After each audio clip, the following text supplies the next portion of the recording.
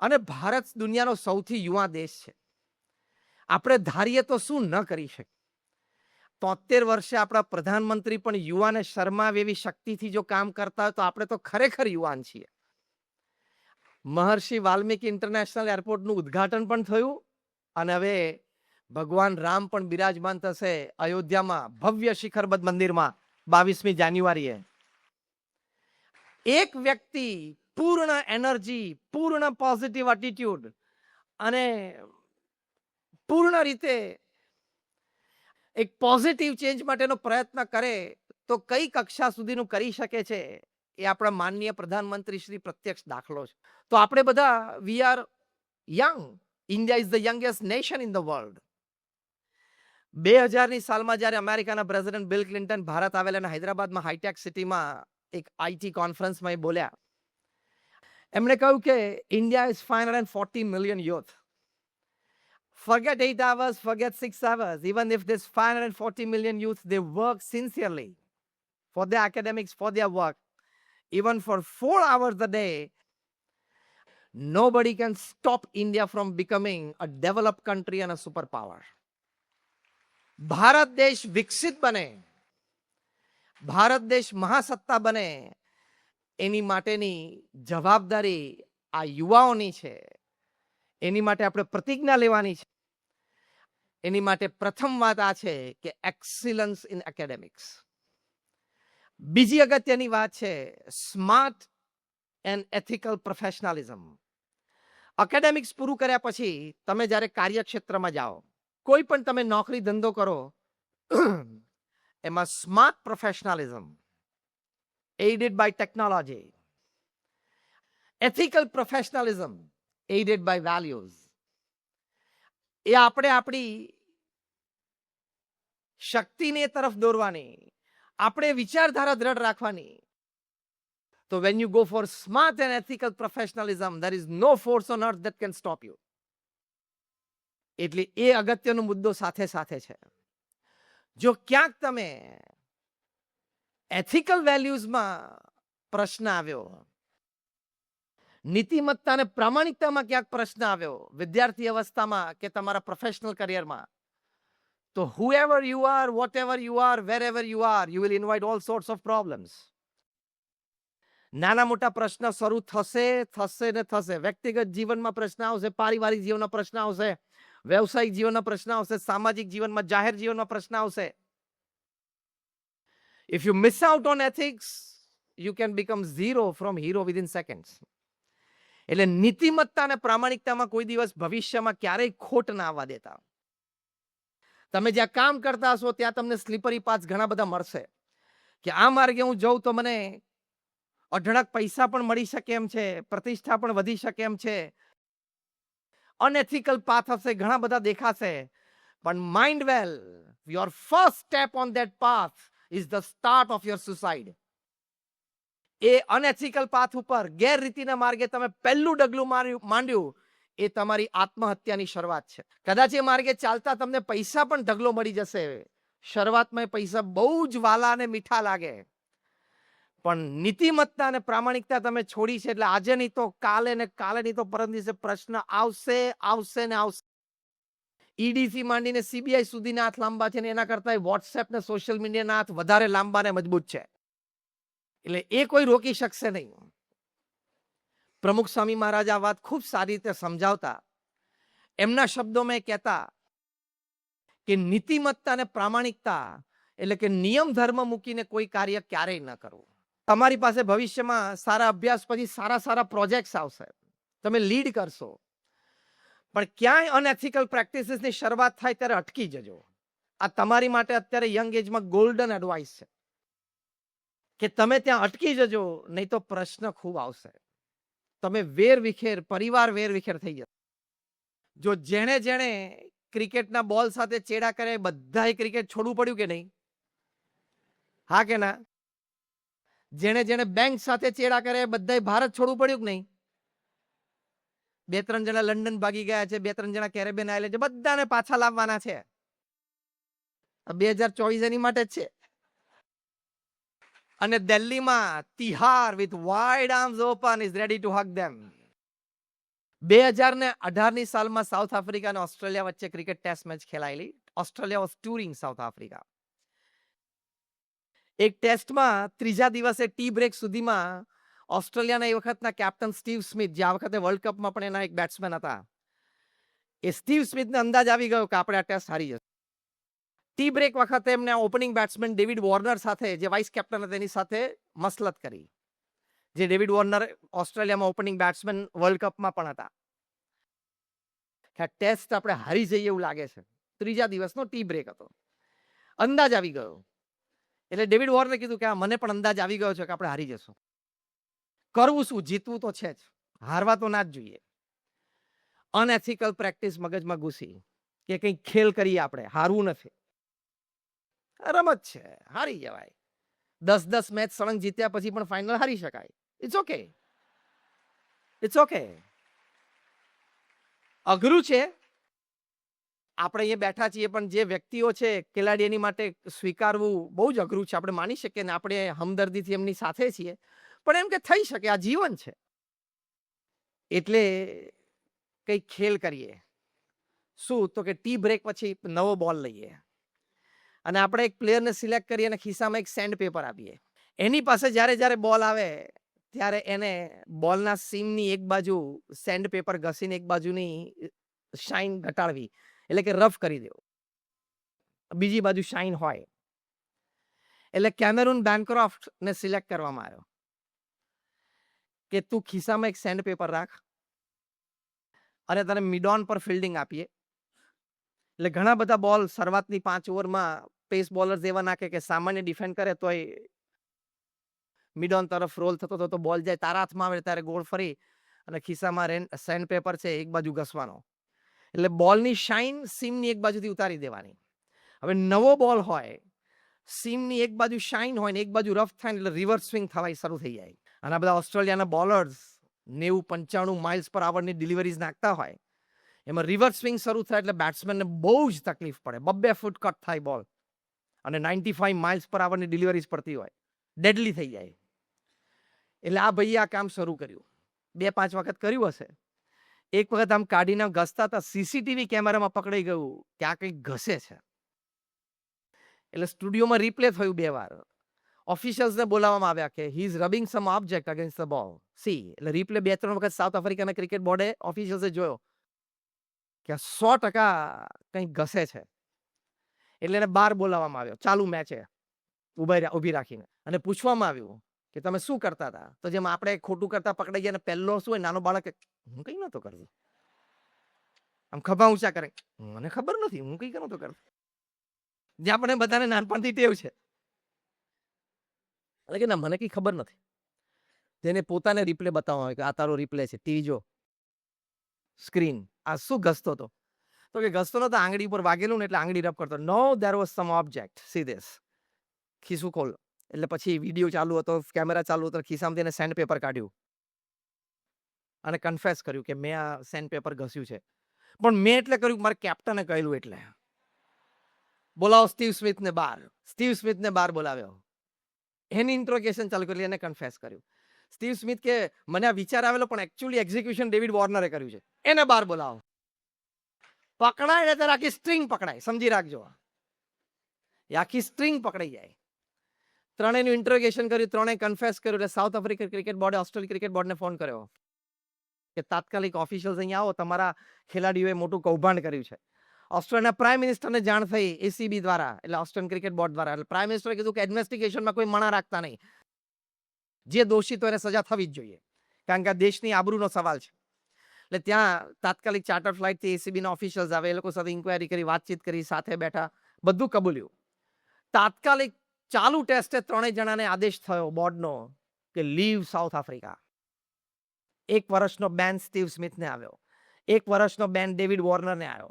અને પેલો કેમેરુન બેનક્રોફ્ટ કે મેં તો આ લોકોએ કહ્યું એટલે કર્યું, બાકી મારો કોઈ વાંક નહીં. ચાલ, તોય 9 મહિનાનો બેન. એને 9 મંથનો બેન આવ્યો. ત્રણેયને બેન લાગી ગયા, ત્રણેયને સાઉથ આફ્રિકા. પછી તો જે 1 વર્ષ સ્ટ્રેસમાં નીકળે, ટેન્શનમાં નીકળે, પ્રતિષ્ઠા નીલામ થઈ ગઈ, એટલે મોઢું ક્યાંય ના દેખાડી શકે. છતાં 3-4 મહિના પછી ભેગું કરીને નાની ટુર્નામેન્ટ રમવાનું થયું. પેલું સિડની ક્લબ ક્રિકેટ ને ટોરન્ટોમાં પબ્લિક લીગમાં તે બધું ચાલુ થયું.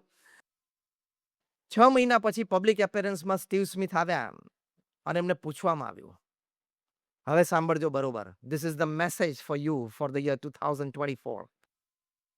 How you are going to celebrate it when it comes to smart and ethical professionalism. Steve સ્મિથને પૂછવામાં આવ્યું કે તમે આ કેમ કર્યું? તમને ખબર નહોતી કે તમે બહુ જ ડેન્જરસ માર્ગ ઉપર જાઓ છો? તમને ખબર નથી કે તમે તમારા દેશની આબરૂ અને ઇજ્જત નીલામ કરવા બેઠા છો? તમારાથી આ થયું જ કે? સ્ટીવ સ્મિથે કહ્યું કે ઓસ્ટ્રેલિયન ક્રિકેટમાં એક કલ્ચર ડેવલપ થયું છે કે વિન એટ ઓલ કોસ્ટ, ગમે તે ભોગે જીતવાનું જ.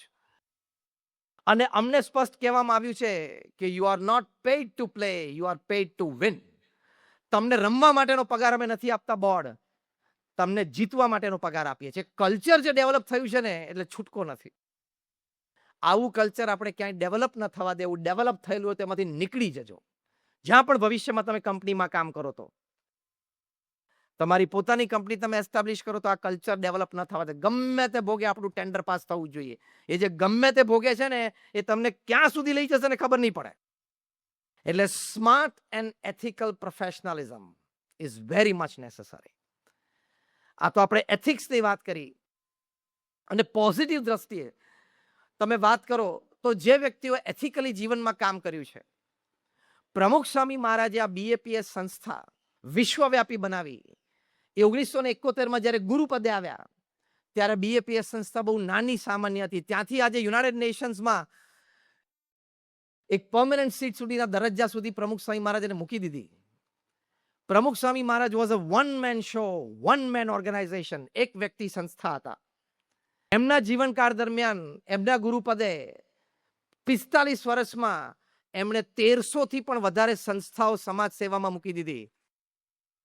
Hospitals, hostels, schools, colleges, community centre, સંસ્કાર કેન્દ્ર, હરિમંદિર, મંદિર, અક્ષરધામ. 45 વર્ષમાં 1300 સમાજ સેવા સંસ્થા સમાજની વચ્ચે કાર્યરત મૂકી દીધી. એટલે દર 15મા દિવસે પ્રમુખ સ્વામી મહારાજ એક સંસ્થાની ભેટ સમાજને આપે. એટલે કે દર 15મા દિવસે કાં તો એક હોસ્પિટલ, કાં તો હોસ્ટેલ્સ, કાં તો કોલેજ, કાં તો કમ્યુનિટી સેન્ટર, સંસ્કાર કેન્દ્ર, હરિમંદિર, મંદિર, અક્ષરધામ તૈયાર થઈ. That means at any given time there are 30-40 projects in the pipeline. તો થઈ શકે. એક જમીન સંપાદન થવી, એ જમીન સંપાદન થાય લીગલી ક્લિયર થવી. ત્યાં શું કરવાનું છે બીએપીએસ ટ્રસ્ટી બોર્ડમાં નક્કી થાય. હોસ્પિટલ, હોસ્ટેલ, સ્કૂલ, કોલેજ, મંદિર. પછી BAPS is an NPO, non profit organization. એટલે ફંડ્સ ચેરિટી રૂપે સમાજમાંથી ઊભા થાય. આર્કિટેક્ટ્સ પ્લાન ડિઝાઇન કરે, પ્લાન્સ ગવર્મેન્ટ બોડીઝમાંથી પાસ થાય. પછી ટેન્ડર્સ ડિશ આઉટ થાય, કોન્ટ્રાક્ટર નક્કી થાય. એ કોન્ટ્રાક્ટર બાંધકામ શરૂ કરે, ખાતવિધિ થયા પછી એ સંસ્થા એની ઇમારત તૈયાર થઈ જાય, એનું ઉદ્ઘાટન સમારોહ નક્કી થાય. એ સંસ્થા ચલાવવા માટે 2, 5, 7, 10 સમર્પિત સ્વયંસેવકો જોઈએ, એ મળી જવા. બીજો પેઇડ સ્ટાફ એ નક્કી થઈ જાય. ઉદ્ઘાટન સમારોહ થાય ને એ સંસ્થાને સમાજની સેવા મૂકી દેવાની. આ જમીન સંપાદનથી માંડીને સંસ્થાને સમાજની સેવામાં મૂકવી, એ આખી જે સ્ટોરી મેં તમને કીધી એ પ્રમુખ સ્વામી મહારાજે 45 વર્ષ સુધી દર 15મા દિવસે પૂરી કરી. It's beyond the ken of human intelligence. માણસની બુદ્ધિમાં ન બેસે એ કાર્ય એમણે કર્યું, પણ એથિકલી કર્યું. નીતિમત્તા અને પ્રામાણિકતાને ક્યારેય લેશ માત્ર નેવે ન મૂક્યા. નેવે મૂક્યા તો બહુ મોટા શબ્દો, તેની સાથે કોઈ દિવસ બાંધછોડ ના કરી. પ્રમુખ સ્વામી મહારાજને પૂછવામાં આવ્યું કે કયો વિચાર તમારા મનમાં હંમેશા રહે છે? એમણે કહ્યું કે જે વિચાર મને ક્યારેય નથી આવ્યો એ હું તમને કહું પહેલા. That was more interesting. આપણને કોઈ પૂછે કયો વિચાર તમને ક્યારેય નથી આવ્યો, પકડાવો જોઈએ ને કે આ વિચાર મને ક્યારેય નથી આવ્યો. આપણે બધા જ આવી ગયા હોય. પ્રમુખ સ્વામી મહારાજે કહ્યું કોઈનું પણ અહિત થાય એવો વિચાર મને જીવનમાં ક્યારેય નથી. કેટલું એથિકલ વર્કિંગ કહેવાય. અત્યારે મહંત સ્વામી મહારાજની ઉંમર, પ્રગટ ગુરુહરિ બીએપીએસ સંસ્થાના administrative and spiritual head of BAPS, 91 વર્ષની ઉંમર છે. 91 વર્ષની ઉંમરે આ બીએપીએસ જેવી એક આટલી મોટી આંતરરાષ્ટ્રીય સંસ્થા ચલાવવી. ઇન ધ લાસ્ટ 2 months મહંત સ્વામી મહારાજે ઓક્ટોબરમાં સ્વામિનારાયણ અક્ષરધામ, ન્યૂજર્સી, રોબિન્સવિલમાં, which is the largest Hindu temple in the Western Hemisphere and the second largest in the world. આ ગાંધીનગરનું અક્ષરધામ તમે જોયું છે ને, એ 1.5 થી 2.5 લાખ ઘનફૂટ પથ્થરનું છે. દિલ્હી અક્ષરધામ છે એ 8.5 લાખ ઘનફૂટ પથ્થરનું છે. અને અમેરિકા અક્ષરધામ 19.5 લાખ ઘનફૂટ પથ્થરનું છે. જાયન્ટ સ્ટ્રક્ચર, એની સામે તમે ઊભા રહો એટલે યુ ફીલ કે યુ આર અ મિનિસ્ક્યુલ. તમે એની સામે ઊભા રહો એટલે તમારો અહમ ઓગળી જાય. એનું એમને લોકાર્પણ કર્યું. ભારતમાં આવ્યા, ગોંડલમાં દિવાળી ઉત્સવ ઉજવ્યો. આખા સૌરાષ્ટ્રના તમામ હરિભક્તો ગુણભાવીઓને બધાને લાભ આપ્યો. ત્યાંથી બોચાસણ આવ્યા, ત્યાં 40 થી 50 યુવાનોને દીક્ષા આપી. ત્યાંથી નડિયાદ આવ્યા, ત્યાં અક્ષરધામ જેવું એક અક્ષરધામ તુલ્ય કેમ્પસનું ઉદ્ઘાટન પ્રતિષ્ઠા મહોત્સવ પછી કર્યું. ત્યાંથી અત્યારે સુરતમાં છે અને સુરતમાં પણ 125 એકર ઉપર અક્ષરધામ તૈયાર થયું છે અને માર્ગદર્શનમાં છે અત્યારે. એટ ધ એજ ઓફ 91 એમની મુવમેન્ટ તમે જુઓ, એમનું ઇન્વોલ્વમેન્ટ તમે જુઓ. 91 વર્ષે કોઈ વ્યક્તિ આટલું કાર્ય કરી જ ના શકે. આટલી બધી જવાબદારી વચ્ચે એથિકલ. રોજ સવારે દુનિયાના બધા જ દેશોના નામ મહંત સ્વામી મહારાજ સ્મરણ કરે છે. એક એક દેશનું નામ બોલે છે અને દેશના લોકો સુખી થાય એની માટે પ્રાર્થના કરે છે. His morning starts with prayers for the world. કેટલું એથિકલ વર્કિંગ કહેવાય. માટે સમજદારી પૂર્વક ચાલવું. એટલે કોઈને અહીંયા બેઠા હોય, તમારા ઘરમાં યુવાન સંતાનોને ડિવોર્સનો કંઈ પ્રશ્ન ચાલતો હોય, અથવા જે યુવાન અહીંયા બેઠા હોય એમના મનમાં ચાલતું હોય, એક જ વાત યાદ રાખજો, 60-40, 60-40. 60% પતિ પત્ની બંને એકબીજાને અનુકૂળ હોય, એકબીજાનું મન સાચવી લેતા હોય, એકબીજાની ઈચ્છાઓ પૂરી કરી લેતા હોય, એકબીજાને અનુકૂળ થઈ જતા હોય, એકબીજાના સમય સાચવી લેતા હોય, કામ સાચવી લેતા હોય. અને 40% તો તમારે સહન, સ્વીકાર, કોમ્પ્રોમાઇઝ અને ભૂલ થઈ હોય તો માફી, એની ઉપર ચાલવું જ પડશે.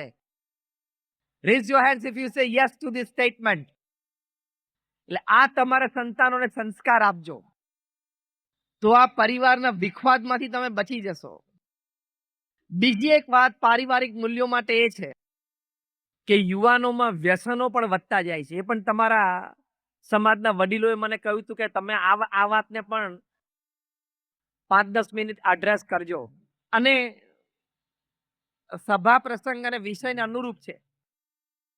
તો જે વ્યસનો આપણા પરિવારમાં વધતા જાય છે, વડીલોને પણ છે અને યુવાનોને પણ છે. પહેલી વાત, તમને વ્યસનો પોસાતા હશે.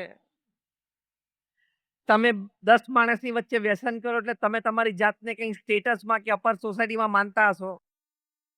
કારણ કે હાથમાં વાઇનનો ગ્લાસ પકડે ને 10 માણસની હાજરીમાં એટલે એને મનાવવા માંડે કે હું અપર ક્લાસમાં જતો ગયો, અપર સોસાયટીમાં જતો ગયો. અપર ખાલી થતું ગયું, અપર સોસાયટી નહીં, અપર ખાલી થતી ગયું. કારણ કે વ્યસનોથી બરબાદી છે. આ પ્રમુખ સ્વામી મહારાજનું સુવાક્ય, એમના અમૃત વચનો હું તમને કહું છું. પ્રમુખ સ્વામી મહારાજ ભારપૂર્વક આ વાક્ય બોલતા કે વ્યસનોમાં બરબાદી છે. કોઈ વ્યસન નહીં મળતો એને પ્રમુખ સ્વામી મહારાજ કહેતા કે તું તારી જિંદગી બગાડીશ, તારા પરિવારની જિંદગી બગાડીશ, તારું ભવિષ્ય બગડશે, તારા સંતાનોને પણ ખરાબ સંસ્કાર પડશે, માટે મૂકી દે. તમને આશ્ચર્ય થશે કે આટલી મોટી સંસ્થાની જવાબદારી વચ્ચે પ્રમુખ સ્વામી મહારાજે પોતે કોઈ વ્યસનીનો હાથ પકડીને હાથમાં પાણી પ્રતિજ્ઞા આપીને એને વ્યસન છોડાવ્યું હોય, એવા 2, 5, 15, 25 હજાર કેસ નહીં, એવા 1,00,000, 2,00,000 થી પણ વધારે વ્યક્તિગત કેસ હશે. તો આજે તમારો સમાજ ભેગો થયો છે. તમે એવો નિર્ણય લો કે અમારા સમાજમાં, કચ્છ ગુર્જર ક્ષત્રિય સમાજમાં એક પણ પરિવારમાં એક પણ પ્રકારનું વ્યસન ન હોવું જોઈએ. અને તમારા સમાજની તમે પ્રગતિ જુઓ, તમારા સમાજના યુવાનોમાં આત્મબળ, વિશ્વાસ એટલે કે કોન્ફિડન્સ અને વિલ પાવર તમે જુઓ. તમારા સમાજના સંસ્કાર, મેં કહ્યું એમ સવારથી અમે ઘણા બધાને મળ્યા તમારા સમાજમાં. સંસ્કાર તો તમે ખૂબ સારા જાળવ્યા છે, અમને નજરે દેખાણું છે. પણ ક્યાંક ખૂણે ખાતરે જો વ્યસન રહી જતું હોય, કારણ કે એ તો પાછું જાહેરમાં અમારી દેખતા તો થયું ના હોય, એટલે એ વિભાગ, એક નાનો વિભાગ જો થોડો ખોટો રહી જતો હોય તો એ કાઢવાની આપણે વાત છે.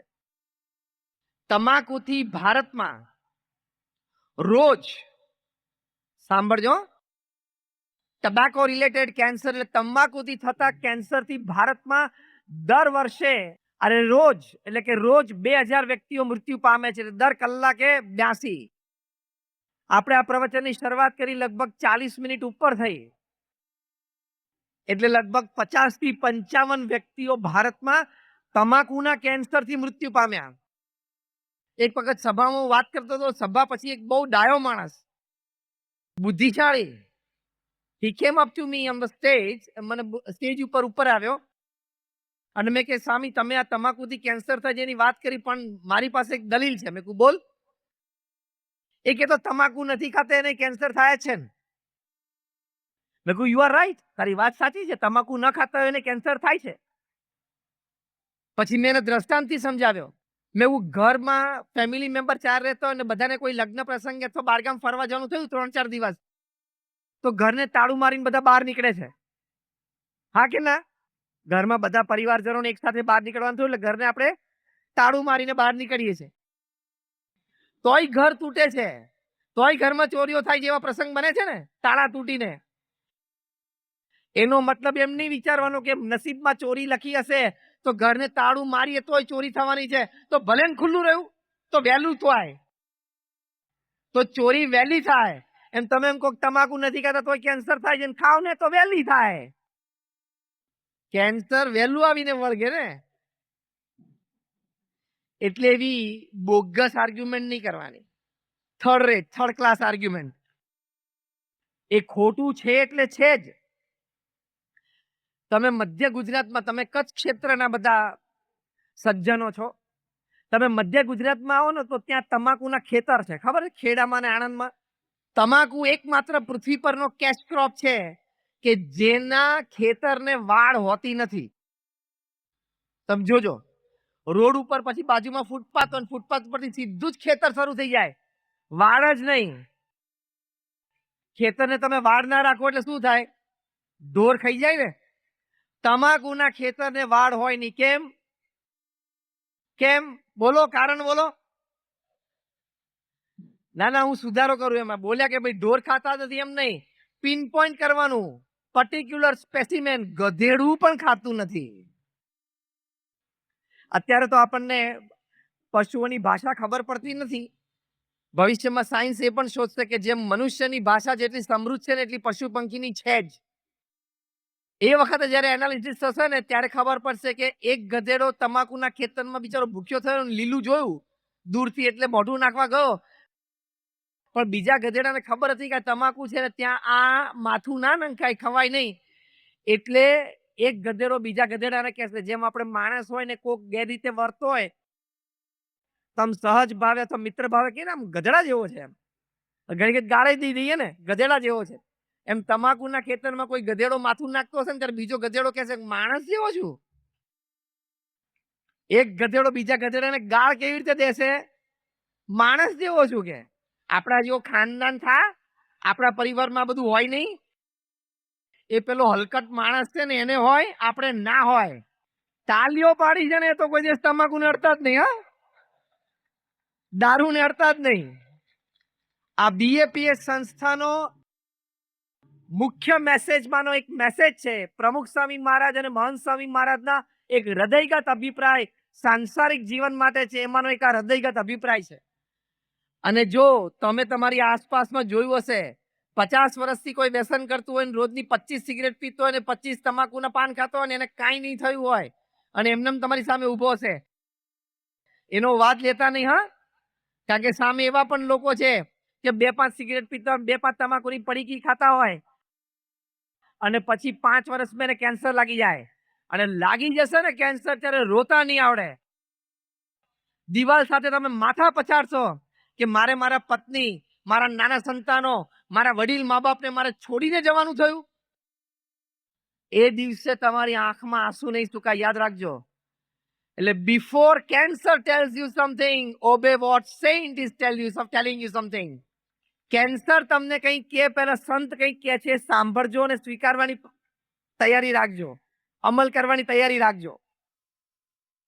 તમારા ઘરમાં જેને વ્યસન હોય, વ્યસન સંબંધી એક છેલ્લી વાત કરું પછી આપણે એક બીજી વાત કરીએ. તમારા ઘરમાં કોકને વ્યસન હોય ને તો એને વ્યસન તમારે છોડાવવું છે, હા કે ના? હા કે ના? તમારા ઘરમાં કોઈ પરિવારજનને વ્યસન છે, તમાકુનું, સિગરેટનું, દારૂનું, એને તમારે છોડાવવું છે, હા કે ના? આ હા છે ને બહુધા વડીલો બહુ બોલતા નથી. બરોબર પકડ્યા? કાનમાં અવાજ આવે ને એની પછી ખબર પડે. એક ઉપાય બતાવો, બોલો, તમારા પરિવારજન 48 કલાકમાં વ્યસન છોડી દેવો. 48 કલાકમાં તમારા પરિવારજન વ્યસન છોડી દે એવો એક ઉપાય તમને બતાવો. Do you want that? હા કે ના? ઉપાય એ છે, બહુ જ સિમ્પલ છે. વ્યસન કરતા તમારા પરિવારજન સાથે બાકીના બધા પરિવારજનોએ અબોલા લઈ લેવાના. એની સાથે બોલવાનું નહીં, વ્યવહાર બધો કરવાનો. સામે જુઓ એટલે સ્માઇલ આપવાની, ટાઈમે ગરમ રસોઈ કરીને જમાડી પણ દેવાની. તમારે પપ્પાને મૂકવા માટે ઓફિસ જવું હોય તો સ્કૂટર ઉપર કે ગાડી ઉપર મૂકી આવવાનું, બોલવાનું નહીં. અને એમને કંઈક બોલવું હોય, કહેવું હોય તો કહેવાનું, લેખિત આપો.